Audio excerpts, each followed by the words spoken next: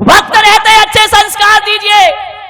आज की युवा पीढ़ी उत्थान पतन के दौराहे पर खड़ी है और समय रहते यदि हमने इन्हें अच्छे संस्कार नहीं दिए तो मान करके चलना कि हम इन बच्चों के भविष्य ही इनका नहीं बिगड़ेगा, हमारा बुढ़ापा भी बड़े खतरे में चला जाएगा।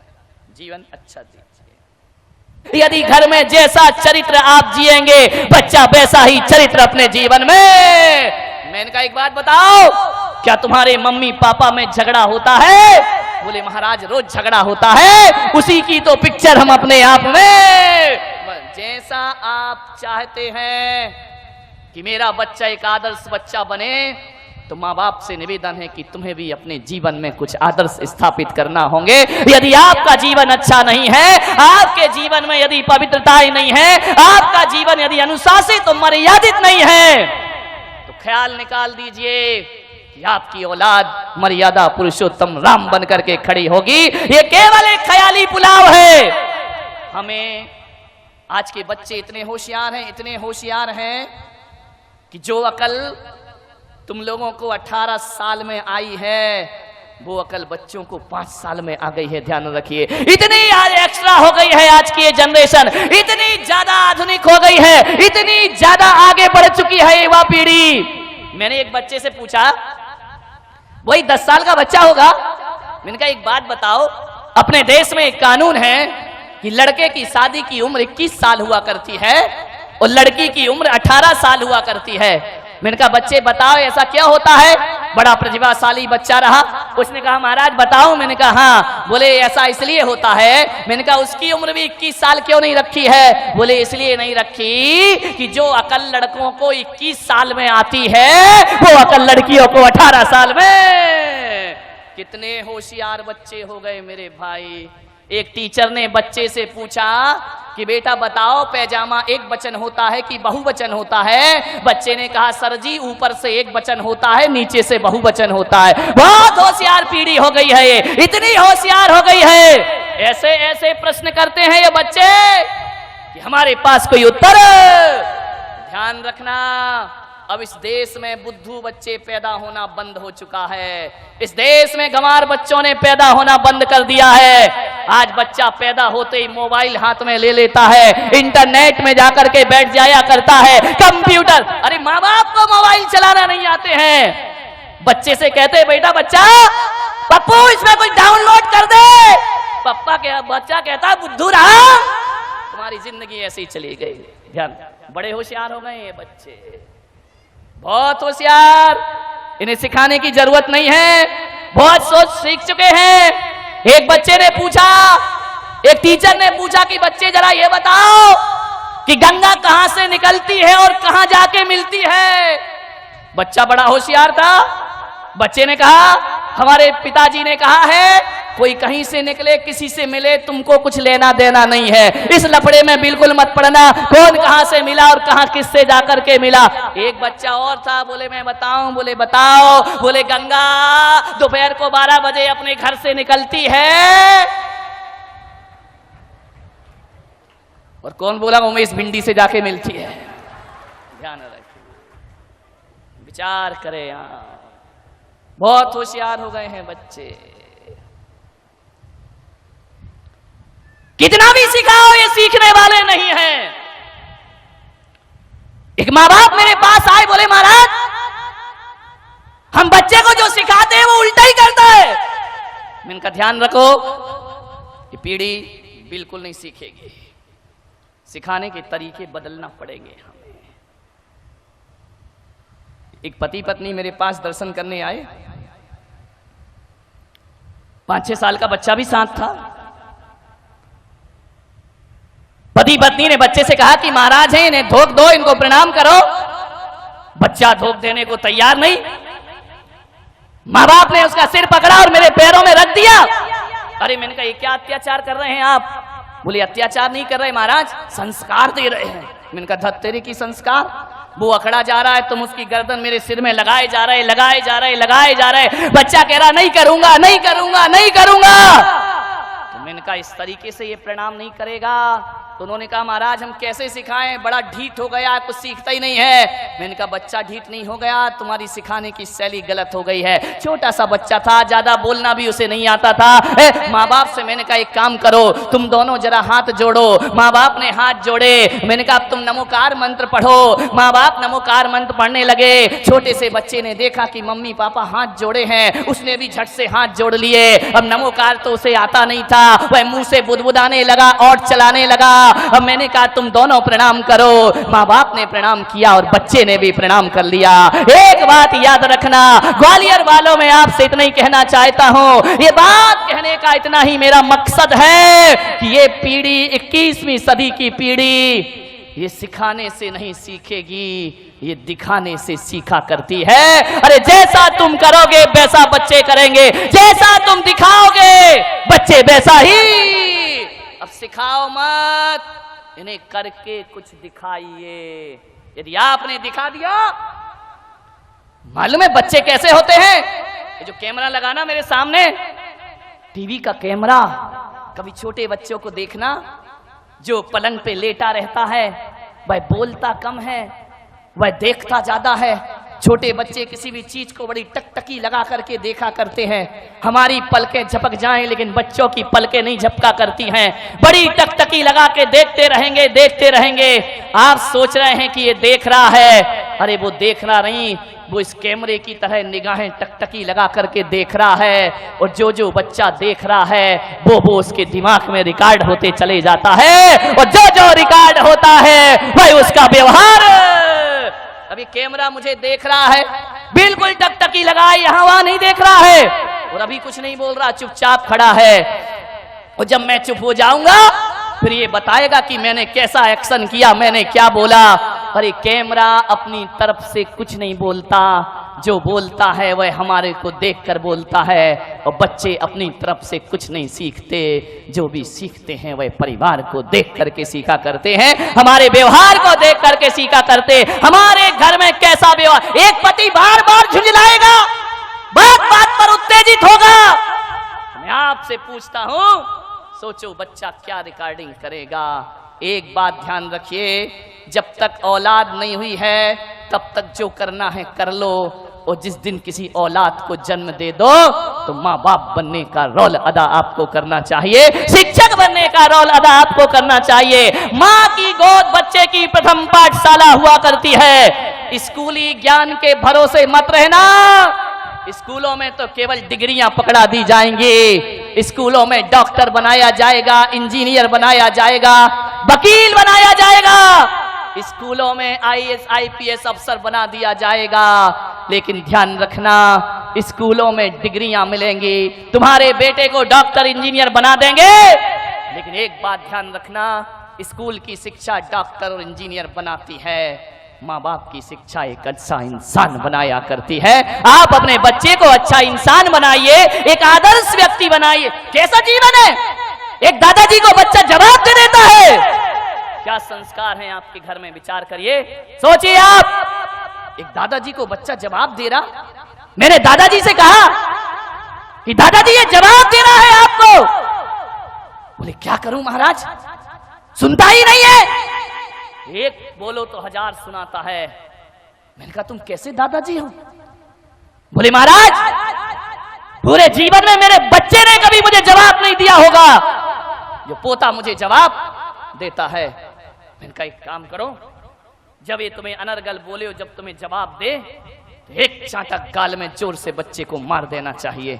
बोले महाराज कई बार मन होता है लेकिन मारने की हिम्मत नहीं होती। मैंने कहा क्यों? बोले मुझे डर लगता है कि बच्चा पलट के मुझे एक चांटा ना मार दे। आप सोचिए, विचार करिए, क्या संस्कार दिए हैं आपने। अरे तुम्हें दादाजी होने का हक किसने दे दिया कि एक पोते से आपको डर लगता है? नहीं मेरे भाई, ऐसे बच्चे एक आदर्श व्यक्ति तो नहीं बन सकते हैं। यदि एक दादाजी और एक बाप अपने बच्चे से कुछ कहने में डरता है तो समझना वो ऐसे आत्मघाती संस्कार दे रहा है कि आज बच्चा माँ बाप पर ढोल जमाता है, कल मोहल्ले में जमाएगा, परसों समाज में जमाएगा, और एक दिन तुम्हारा बेटा आदर्शवादी बेटा तो ना बनेगा, बल्कि आतंकवादी बेटों में उस बच्चे का नाम शामिल हो जाएगा। आपसे मेरा निवेदन है, इतनी जुर्रत बच्चे की नहीं होना चाहिए कि वह माँ बाप को पलट करके जवाब दे सके। ध्यान रखिए, कैसे होगा ये? जब पति पत्नी रात दिन झगड़ते रहेंगे, लड़ते रहेंगे, जब आप अपने माँ बाप को जवाब देंगे तो औलाद भी तुम्हें जवाब देगी। ध्यान रखिए, बच्चे वही करते हैं जो तुम करते हो। ध्यान रखिए, आप सोचते हो कि बुढ़ापे में हमारा बच्चा हमारी सेवा करे, एक अच्छा बेटा बने, तो आपसे मेरा निवेदन है कि आज से ही अपने घर में बुजुर्गों का सम्मान करना सीख जाइए। अरे मैं कहता हूं कि अपनी भाषा पर विशेष ध्यान दीजिए। आदमी इतनी अनर्गल भाषा बोलता है कि वह भाषा एक दिन उसकी आदत बन जाती है, और ये आदत ब्लड में जाकर के घुल जाते हैं संस्कार, फिर वही उसकी जिंदगी बन जाती। आदर्श व्यक्तित्व बनिए, भाषा का एक आदर्श होना चाहिए। ऐसा परिवार बनाओ, ऐसा माहौल बनाए माताएं कि बड़ों से ही आप कहना ना सीखें, बल्कि बच्चों से भी आप कह करके बातें करें, बच्चों में भी जी लगा करके बातें करें। अरे बच्चों की बात तो छोड़ो, मैं तो कहता हूं कि तुम्हारे घर में जो नौकर रहता है ना, उससे भी इज्जत से पेश आइए। इज्जत से पेश आएंगे ना तो नौकर ये नहीं कहेगा कि हर साल मेरी तनख्वाह बढ़ाओ। यदि सम्मान दोगे तो उतनी तनख्वाह में भी आनंद के साथ जी लेगा, आपकी इज्जत करेगा, आपका सत्कार करेगा। इज्जत से पेश आइए, ऐसे शब्द ना बोले। मैं बड़े आदर के साथ बहुत बहुमान देता हूं कि जैन समाज में एक समाज ऐसी है जिसने आज भी अपनी भाषा की सभ्यता नहीं खोई है, और इतनी अच्छी भाषा उनके घरों में बोली जाती है। मैं कोई पक्षपात नहीं कर रहा हूं, मैं पूरे देश में घूमा करता हूं, लेकिन कह सकता हूं कि जैन समाज में खंडेलवाल जैन समाज वो समाज है जहां बोली में आदर्श हुआ करता है, बोली में सभ्यता हुआ करती है। अरे बड़े तो बड़े, वहां तो साफ लगा करके बात की जाती है, वहां तो अच्छे शब्द बोले जाते हैं, वहां काका जी नहीं कहा जाता है, काका साहेब कह करके बुलाया जाता है। और तो और वहां ऐसा कल्चर है, उनकी ऐसी संस्कृति है, ऐसी पढ़ी लिखी समाज है कि ड्राइवर को भी ड्राइवर कह के नहीं बुलाते हैं, उसे भी ड्राइवर जी कह करके आवाज दिया करते हैं। ये सभ्यताएं सीखिए। आप कैसा बोलते हैं अपने घर में? इज्जत से बोलेंगे तो बच्चा भी इज्जत से बोलेगा। ध्यान रखिए मान्यवर, किसी आदमी को क्या चाहिए? दो मीठे शब्द चाहिए, और क्या चाहिए? तुम्हारे घर कोई आ जाए, मैं कहता हूं चाय फीकी हो तो चल जाएगी, लेकिन आदमी की वाणी बड़ी मीठी होना चाहिए। मीठी वाणी होगी, वाणी अंतरंग का दर्पण हुआ करती है।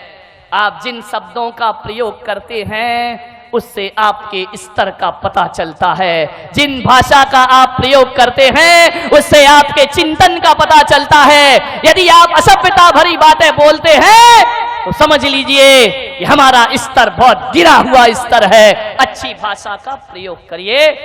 नौकर से भी आप कहकर और जी लगाकर बात करना सीखिए। यह है बच्चों की परवरिश करना। मान्यवर, सोचना है आपको। एक दो दिन अटपटा लगेगा जिन घरों में आदत नहीं है अच्छे से बोलने की। अब एक दो दिन यदि आप कहोगे बच्चों से तो बड़ा अटपटा लगेगा कि हम क्या बोल रहे हैं, ऐसा लगेगा, हंसी भी आएगी। लेकिन आप इस हंसी से मत घबराएं।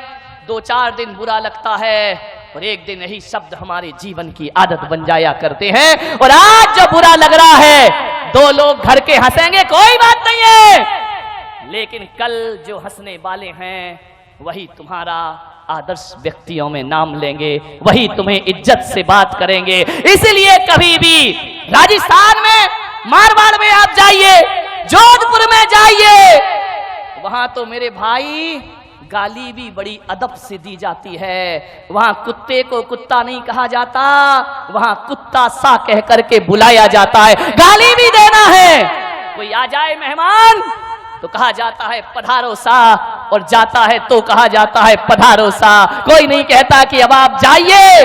विचार करिए आप, भाषा में सभ्यता होना चाहिए। सभ्य भाषा होगी। जब तक आदमी नहीं बोल रहा है तब तक उसके प्रति आप कोई आकलन नहीं कर सकते हैं। और जिस दिन आदमी बोल पड़ता है, पता चलता है कि कितने गहरे पानी में आदमी जिया करता है। अच्छी भाषा का प्रयोग करिए, बेहतरीन शब्दों का चयन करिए अपने जीवन में। यदि बच्चों को अच्छी परवरिश देना है, ध्यान रखिए, आपकी जिम्मेदारी है। एक बात याद रखना, एक विद्यालय बनाना बहुत आसान काम है, 100 स्कूल बनाना आसान काम है, ये कोई बहुत बड़ा काम नहीं होता है। 100 विद्यालय बनाना कोई बहुत बड़ी बात नहीं है, लेकिन एक बच्चे को अच्छे संस्कार देना ये 100 विद्यालय से बढ़कर भी मेहनत का काम हुआ करता है, 100 स्कूल से भी बड़ा काम हुआ करता है। मंदिर बनाना आसान है, लेकिन एक व्यक्ति को इंसान बनाना बहुत कठिन काम हुआ करता है, ध्यान रखिए। स्कूलों की पढ़ाई के भरोसे मत रहना, वहां तो गा से गधा पढ़ाया जाता है मेरे भाई, उससे क्या संस्कार जीवन में मिलेंगे। अच्छे संस्कार देना है, अच्छी भाषा देना है। स्कूलों में जाओगे तो आ से अनार पढ़ाया जाएगा, सा से सड़क पढ़ाई जाएगी, दा से दवात पढ़ाई जाएगी। स्कूलों की पढ़ाई में यही तो पढ़ाया जाता है बचपन से, और क्या सिखाया जाता है।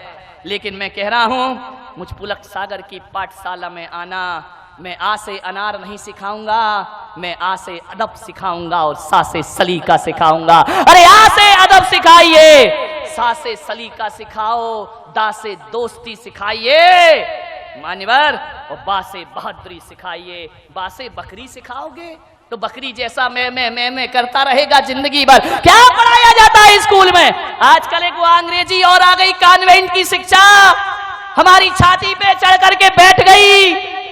जब तक 2-4 फर्राटेदार इंग्लिश के शब्द ना बोले जाएं, तब तक लगता है ये पिछड़ा हुआ आदमी है, बड़े बैकवर्ड का आदमी है, ये आदमी आदर्श नहीं है। मैं कहता हूं कि अंग्रेजी के पास वो शब्द नहीं होंगे जितनी सभ्यता के शब्द हमारी हिंदी के पास हुआ करते हैं। विचार करिए आप, इंग्लिश से ज्यादा कठिन काम हिंदी हुआ करती। अंग्रेजी में तो बड़ों को भी यू बोला जाता है, छोटों को भी यू बोला जाता है, बराबर वालों को भी यू का अर्थ होता है तुम, ध्यान रखिए। लेकिन मेरे यहाँ ऐसा नहीं होता है। हमारे यहाँ देखा जाता है कि बड़ों को बोलने में कितने सभ्यता भरे शब्द होना चाहिए, आपस में कैसे शब्द होना चाहिए, और छोटों में कैसे शब्द। क्या सिखाएगी अंग्रेजी बताइए आप मान्यवर? कभी वर्णमाला देखिए, आ अनार से शुरू होती है, एंड किस पे होती है? इतनी तो हिंदी पढ़ी होगी, किस पे होती है? ज्ञानी पे शुरू होती है। अंग्रेजी की वर्णमाला कहां से शुरू होती है? ए से शुरू होती है। एंड किस में होती है? जेड में होती है। जेड माने जेब्रा। मेरी भाषा, मातृभाषा जो है ना, वो अनार से शुरू होती है और ज्ञानी बनाकर समाप्त होती है, और अंग्रेजी जो है एप्पल से शुरू होती है और जेब्रा बनाकर छोड़ा करती है। और जेब्रा का अर्थ होता है अंग्रेजी घोड़ा। जेब्रा अंग्रेजी गधा, घोड़ा भी नहीं। ध्यान रखिए, अच्छी भाषा बोल, संस्कारित शब्द होना चाहिए। बच्चों की यदि परवरिश करना, ऐसा व्यवहार ना बनाएं अपने घर में कि बच्चे और पत्नी इंतजार करें कि पिताजी थोड़े बाहर चले जाएं तो हम सुकून का जीवन जी सकें।